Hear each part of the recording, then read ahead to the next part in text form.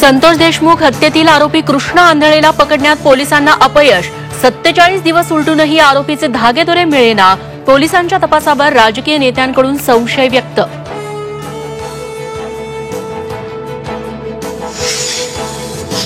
बीड प्रकरणी अंजली दमानियांकडून अंबेजोगाईमधील आलिशान hotel Piyush इनचा photo tweet. जिल्ह्याचे civil surgeon doctor Ashok Thorat यांचं हॉटेल असल्याचा दावा।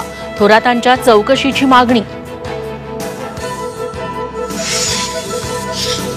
गरीब असल्यानं गरीब जिल्ह्याचं पालकमंत्री केलं। झिरवाळांची खदखद। मंगळवारच्या बैठकीत झिरवाळांना विचारणार अजित पवारांची प्रतिक्रिया, तर पवारांच्या पाठीत खंजीर खुपसणारे गरीब कसे, राऊतांचा टोला।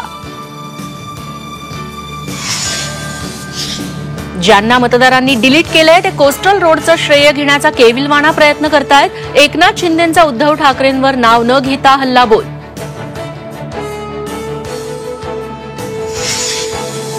नीट यूजी परीक्षेच्या पॅटर्नमध्ये बदल।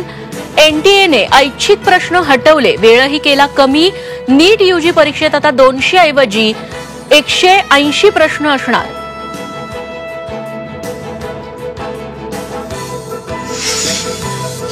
सांगलीत मोबाईल स्क्रीन गार्ड खरेदीच्या वादातून दुकानदाराची हत्या। 3 ते 4 तरुणांनी धारदार शस्त्रानं वार करत दुकानदाराला संपवलं। 3 आरोपी अल्पवयीन असल्याची माहिती।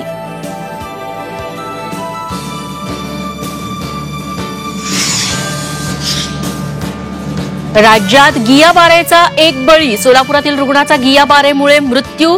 पुण्यात जीबीएसच्या रुग्णांची संख्या 73 वर, तर 14 रुग्ण व्हेंटिलेटरवर।